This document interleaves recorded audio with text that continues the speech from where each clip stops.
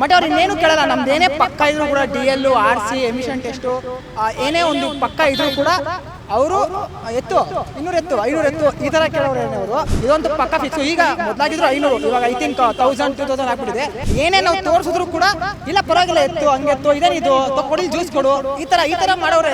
ಇಲ್ಲೇ ವಿಜಯನಗರದಲ್ಲಿ, ಇಲ್ಲಿ ಬೇರೆ ಕಡೆಯಲ್ಲೂ ಇಲ್ಲ. ವಿಜಯನಗರ, ರಾಜಾಜಿನಗರ, ಬಸವೇಶ್ವರ ನಗರ ಈ ಥರ ಸುಲಿಗೆ ಮಾಡೋದು ಸೀರಿಯಸ್ಲಿ ಸುಲಿಗೆನೇ ಇದು. ಈ ಥರ ಮಾಡೋದು ಸಿಕ್ಕಾಪಟ್ಟೆ ಅನ್ಯಾಯ.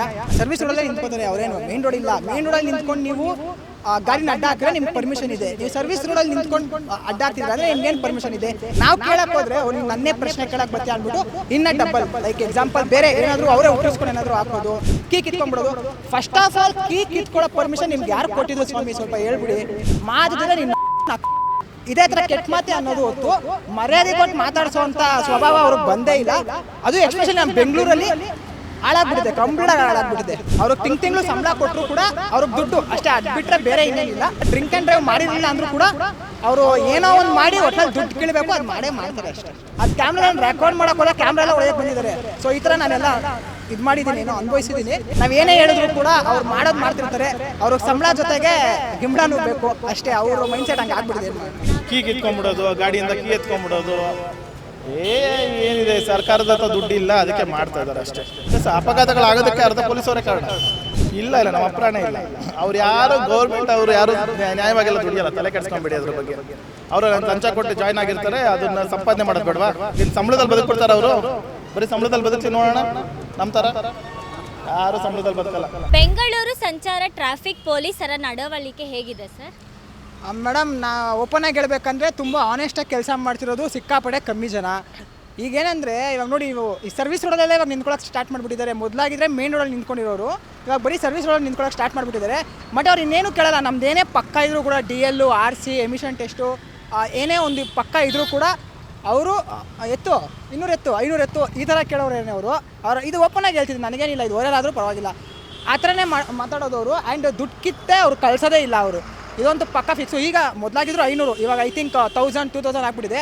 ಸಿಕ್ಕಾಪಟ್ಟೆ ಒಂಥರ ಹಾಳಾಗ್ಬಿಟ್ಟಿದೆ. ಆ್ಯಂಡ್ ಈ ಟ್ರಾಫಿಕ್ ಪೊಲೀಸ್ ಕಂಡ್ರೆ ಒಂಥರ ಏನಂತಾರೆ, ಒಂದು ಆನೆಸ್ಟಿ ಅನ್ನೋದೇ ಹೋಗ್ಬಿಟ್ಟಿದೆ ಅವ್ರ ಮೇಲೆ. ಬೇಜಾನ್ ಕಟ್ಬಿಟ್ಟಿದ್ದೀನಿ. ಏನೇ ನಾವು ತೋರಿಸಿದ್ರು ಕೂಡ ಇಲ್ಲ ಪರವಾಗಿಲ್ಲ ಎತ್ತು ಹಂಗೆತ್ತು ಇದೇನಿದು ಕೊಡಿ ಜ್ಯೂಸ್ ಕೊಡು ಈ ಥರ ಮಾಡೋರೆ. ಇಲ್ಲೇ ವಿಜಯನಗರದಲ್ಲಿ, ಇಲ್ಲಿ ಬೇರೆ ಕಡೆಯಲ್ಲೂ ಇಲ್ಲ. ವಿಜಯನಗರ, ರಾಜಾಜಿನಗರ, ಬಸವೇಶ್ವರ ನಗರ ಬೇರೆ ಬೇಜಾನ್ ಕಡೆ ಈ ಥರ ಆಗಿದೆ. ಸೊ ಅದು ತುಂಬ ಬೇಜಾರಾಗುತ್ತೆ. ಯಾಕಂದರೆ ಎಲ್ಲರೂ ಕೂಡ ಒಂದೊಂದು ರೂಪಾಯಿಗೂ ಕಷ್ಟಪಡ್ತಾರೆ. ಅದು ಈಗಿನ ಜನ್ರೇಷನಲ್ಲಂತೂ ಸಿಕ್ಕಾಪಟ್ಟೆ ಒಂದೊಂದು ರೂಪಾಯಿಗೂ ಸಿಕ್ಕಾಪಟ್ಟೆ ಕಷ್ಟಪಡ್ತಿದ್ದಾರೆ. ಬಟ್ ಅಂಥದ್ರಲ್ಲಿ ಇವ್ರು ಈ ಥರ ಸುಲಿಗೆ ಮಾಡೋದು ಸೀರಿಯಸ್ಲಿ ಸುಲಿಗೆನೇ ಇದು. ಈ ಥರ ಮಾಡೋದು ಸಿಕ್ಕಾಪಟ್ಟೆ ಅನ್ಯಾಯ. ಅದು ನಡೀತಾನೆ ಇದೆ. ನಾವು ಏನೇ ಅಂದರೂ ಕೂಡ ಅದು ನಿಲ್ಲಲ್ಲ ಮ್ಯಾಮ್. ಬೇಕಾಬಿಟ್ಟಿಯಾಗಿ ಸಂಚಾರಿ ಪೊಲೀಸರು ವಾಹನಗಳನ್ನು ನಿಲ್ಲಿಸೋದು ಸರಿನಾ ಸರ್? ಅದೇ ಸರಿ ಇಲ್ಲ. ಹೌದು, ಅಫ್ಕೋರ್ಸ್ ನಾನು ಹೇಳ್ತಿದ್ದೀನಲ್ಲ, ಸರ್ವಿಸ್ ರೋಡಲ್ಲೇ ನಿಂತ್ಕೋತಾರೆ ಅವರೇನು. ಮೇನ್ ರೋಡ್ ಇಲ್ಲ. ಮೇನ್ ರೋಡಲ್ಲಿ ನಿಂತ್ಕೊಂಡು ನೀವು ಗಾಡಿನ ಅಡ್ಡ ಹಾಕಿದ್ರೆ ನಿಮ್ಗೆ ಪರ್ಮಿಷನ್ ಇದೆ. ನೀವು ಸರ್ವಿಸ್ ರೋಡಲ್ಲಿ ನಿಂತ್ಕೊಂಡು ಅಡ್ಡ ಹಾಕ್ತಿದ್ರೆ ಅಂದರೆ ನಿಮ್ಗೇನು ಪರ್ಮಿಷನ್ ಇದೆ? ನಾವು ಕೇಳಕ್ಕೆ ಹೋದರೆ ನೀವು ನನ್ನೇ ಪ್ರಶ್ನೆ ಕೇಳಕ್ಕೆ ಬರ್ತೀಯ ಅಂದ್ಬಿಟ್ಟು ಇನ್ನ ಡಬಲ್ ಲೈಕ್ ಎಕ್ಸಾಂಪಲ್ ಬೇರೆ ಏನಾದರೂ ಅವರೇ ಹುಟ್ಟಿಸ್ಕೊಂಡು ಏನಾದರೂ ಹಾಕೋದು, ಕೀ ಕಿತ್ಕೊಂಡ್ಬಿಡೋದು.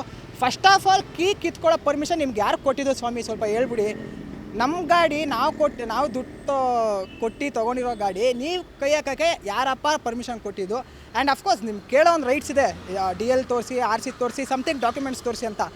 ಬಟ್ ಅದನ್ನ ನೀವು ಆ್ಯಂಡ್ ನಾರ್ಮಲಾಗಿ ಕೇಳಲ್ಲ ಮ್ಯಾಮ್. ಇದು ನನಗಂತಲ್ಲ, ನನ್ನ ಫ್ರೆಂಡ್ಸ್ಗೆ, ನಮ್ಮ ಫ್ಯಾಮಿಲೀಸ್ಗೆಲ್ಲ ಎಕ್ಸ್ಪೀರಿಯನ್ಸ್ ಆಗಿದೆ.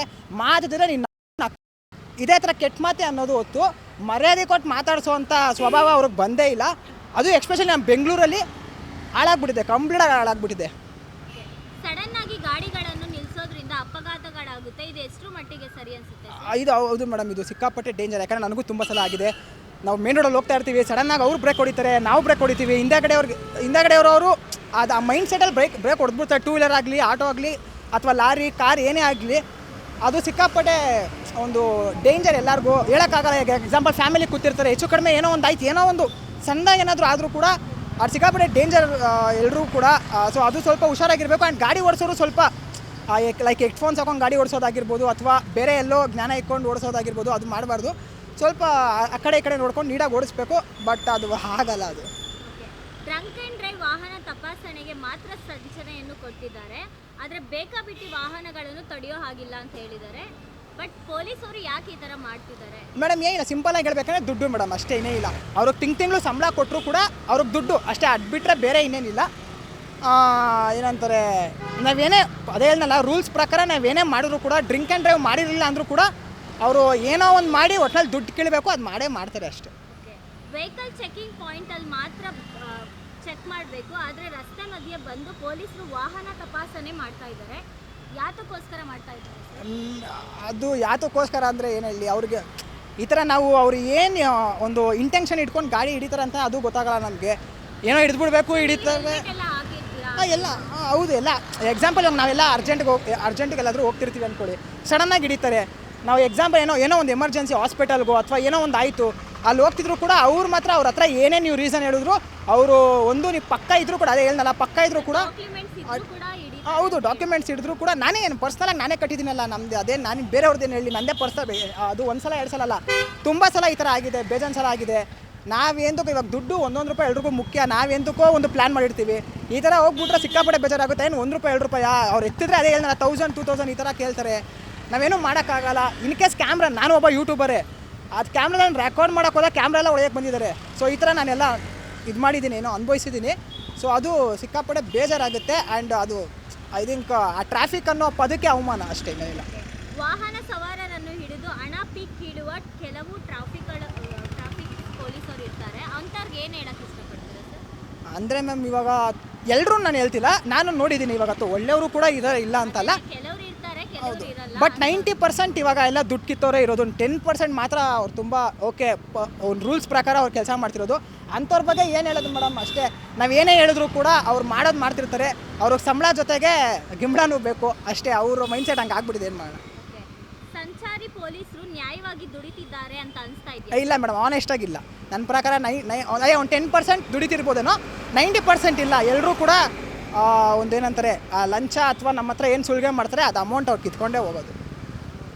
ಕೊನೆದಾಗಿ ಏನು ಹೇಳಕ್ಕೆ ಇಷ್ಟಪಡ್ತೀರಾ? ಏನಿಲ್ಲ, ನಾನು ಎಲ್ಲ ಇವಾಗ ಗಾಡಿ ಓನರ್ಸ್ಗೆ ಹೇಳೋದು ಒಂದೇ. ಸೊ ಯಾರು ಡ್ರೈವಿಂಗ್ ಲೈಸೆನ್ಸ್ ಇಲ್ಲದೆ ಗಾಡಿ ಓಡಿಸ್ಬೇಡಿ, ಹೆಲ್ಮೆಟ್ ಇಲ್ಲದೆ ಗಾಡಿ ಓಡಿಸ್ಬೇಡಿ. ಎಲ್ಲ ಡಾಕ್ಯುಮೆಂಟ್ಸ್ ಇಟ್ಕೊಂಡು ನೀವೆಲ್ಲೇ ಹೋಗಿ, ಮನೆ ಹತ್ರ ಹೋಗಿ ಅಥವಾ ಎಲ್ಲರೂ ದೂರಕ್ಕೆ ಹೋಗಿ, ಎಲ್ಲೇ ಹೋಗಿ ನೀವು ಎಲ್ಲ ಕರೆಕ್ಟಾಗಿ ಇಟ್ಕೊಂಡು ಹೋಗಿ. ಬಟ್ ಎಲ್ಲ ಕರೆಕ್ಟಾಗಿ ಇಟ್ಕೊಂಡು ಹೋದ್ರೂ ಕೂಡ ಇದು ಮಾಡೋದು ಮಾಡ್ತಾರೆ. ಬಟ್ ಅವ್ರು ಏನು ಇದು ಅಮೌಂಟ್ ಇದು ವಸೂಲಿ ಮಾಡಬೇಕಾದ್ ಮಾಡೇ ಮಾಡ್ತಾರೆ. ಬಟ್ ನೀವು ರೇಸ್ ಮಾಡಿ, ಮೇನ್ ಏನಿಲ್ಲ, ನೀವು ಗಟ್ಟಿಯಾಗಿ ಧೈರ್ಯವಾಗಿ ಕೇಳಬೇಕು.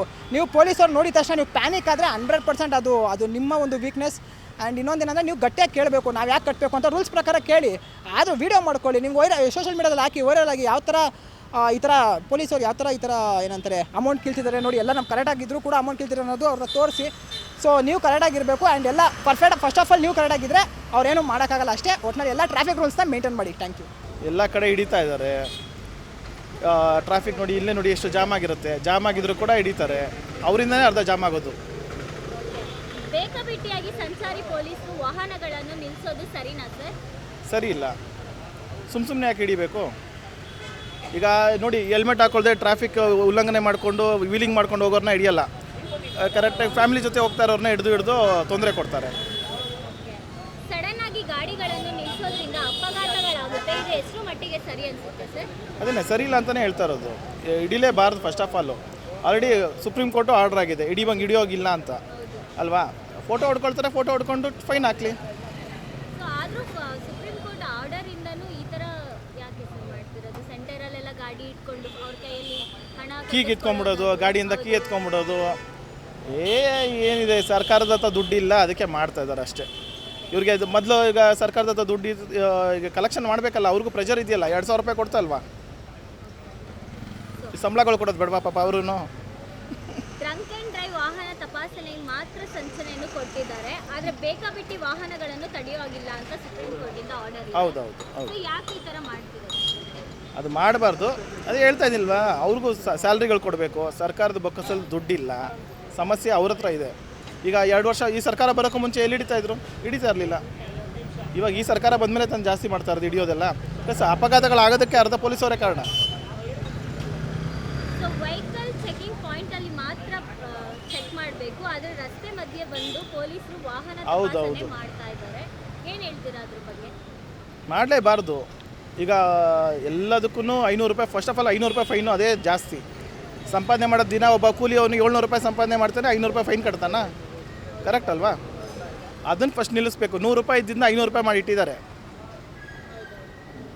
ಸೊ ನೀವು ಇಂತಹ ಪೊಲೀಸರ ಕೈಗೆ ಸಿಕ್ಕಾಕೊಂಡಿದ್ದೀರಾ ಸರ್?